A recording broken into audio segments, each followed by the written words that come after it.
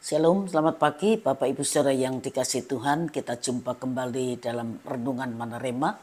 Sebelumnya kita akan berdoa terlebih dahulu. Bapak mengucap syukur buat kesempatan kami kembali boleh mendengar kebenaran firman-Mu lewat Renungan Manarema. Urapi hamba-Mu, urapi semua yang mendengar kebenaran ini, supaya baik yang menyampaikan maupun yang mendengar sama-sama beroleh berkat dari kebenaran firman Tuhan. Terima kasih, dalam nama Tuhan Yesus Kristus kami sudah berdoa. Haleluya. Amin. Bapak Ibu Saudara yang dikasihi Tuhan, pagi ini kita akan sama-sama belajar sebuah kebenaran firman Tuhan yang saya beri tema pencurahan roh.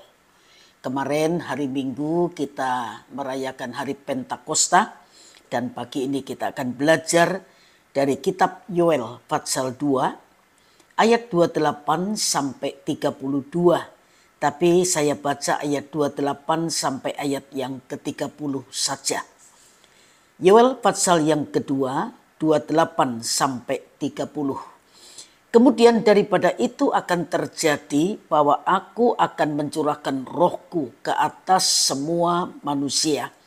Maka anak-anakmu laki-laki dan perempuan akan bernubuat, orang-orangmu yang tua akan mendapat mimpi, teruna-terunamu akan mendapat penglihatan-penglihatan. Juga ke atas hamba-hambamu laki-laki dan perempuan akan kucurahkan rohku pada hari-hari itu. Aku akan mengadakan mujizat-mujizat di langit dan di bumi, darah dan api dan gumpalan-gumpalan asap dan seterusnya. Bapak Ibu saudara sekalian, kalau kita baca kitab Yoel pasal yang kedua, dari bencana akibat serangan belalang, yaitu belalang pindahan, belalang pelompat, belalang pelahap, dan belalang pengerip, ayat 25 bagian B, pemberitaan Yoel menukik ke perubahan sikap dan hati. Bencana mengerikan menjadi momentum untuk memanggil umat bertobat. Pemulihan kehidupan lahiriah yang dijanjikan Tuhan bertujuan agar kehadiran dan kedaulatannya diakui dalam kehidupan umat manusia. Janji itu diperdalam melalui nubuat tentang pencurahan roh atas semua manusia. Ayat 28 tadi sudah kita baca.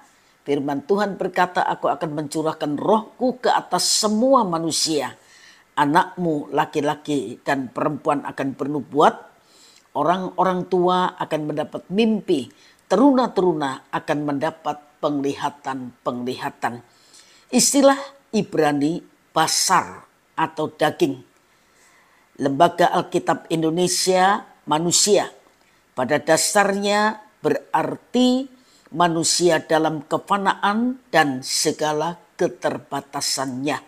Sifat ini berbanding terbalik dengan ruah, roh, angin atau dan kuasa, ya, yang bergerak leluasa, penuh daya. Roh inilah yang bergerak di atas permukaan air waktu penciptaan dan memberdayakan orang untuk pekerjaan Tuhan. Kalau kita baca Keluaran 35 ayat 31. Keluaran 35 ayat 31. Dan telah memenuhinya dengan roh Allah, dengan keahlian, pengertian, pengetahuan dalam segala macam pekerjaan. Nah, 1 Samuel 10 ayat yang ke-6 berkata, maka roh Tuhan akan berkuasa atasmu. Engkau akan kepenuhan bersama-sama dengan mereka dan berubah menjadi manusia lain. Roh Tuhan yang memberdayakan para nabi kelak akan dicurahkan atas umat yang dipulihkan. Dan melalui peristiwa ini semua, tua, muda, laki-laki, perempuan, tuan dan hamba diberdayakan untuk menjadi penyambung lidah Allah. Ya. Ayat 29.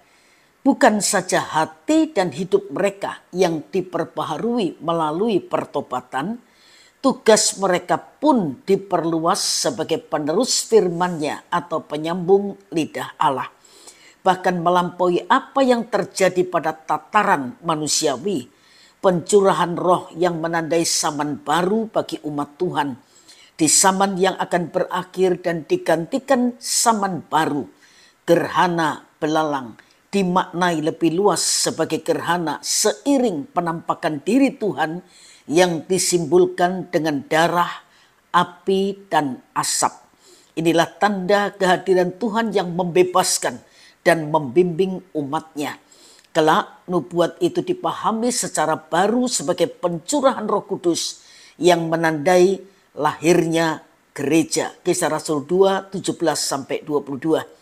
Dalam ajaran Tuhan Yesus yang dinubuatkan Yoel, menandai tibanya akhir zaman menjelang kedatangan anak manusia untuk menghimpun umat pilihannya.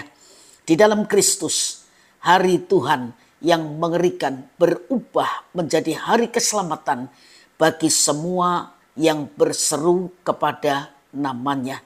Roma 10 ayat 12-13 berkata, sebab tidak ada perbedaan antara orang Yahudi dan orang Yunani, karena Allah yang satu itu adalah Tuhan dari semua orang, kaya bagi semua orang yang berseru kepadanya. Sebab itu barang siapa yang berseru kepada nama Tuhan akan diselamatkan. Biar Roh Kudus penolong yang diberikan untuk menyertai kita untuk selama-lamanya itu membuat kita menjadi berkat, menjadi penyambung lidah Allah untuk menyampaikan berita keselamatan menjelang Tuhan datang pada kali yang kedua. Tuhan memberkati kita semua dan mari kita sama-sama berdoa. Bapa mengucap syukur kebenaran firman-Mu yang kami dengar pagi ini. Engkau sudah melengkapi kami dengan Roh-Mu yang kudus yang memampukan kami untuk melakukan pekerjaan-pekerjaan Tuhan. Menjadi penyambung lidah Allah untuk mempersiapkan umat Tuhan menanti kedatangan Tuhan pada kali yang kedua. Berkati kami semua yang sudah mendengar kebenaran ini dan berkati apapun yang akan kami lakukan sepanjang hari ini. Kami mohon tangan-Mu yang penuh kuasa, tangan-Mu yang penuh berkat, memberkati pekerjaan tangan kami, sehingga apapun yang kami lakukan, Tuhan buat jadi berhasil untuk kemuliaan nama Tuhan. Terima kasih Bapa di surga, dalam nama Tuhan Yesus kami sudah berdoa. Amin. Selamat pagi, Tuhan memberkati Bapak Ibu saudara sekalian.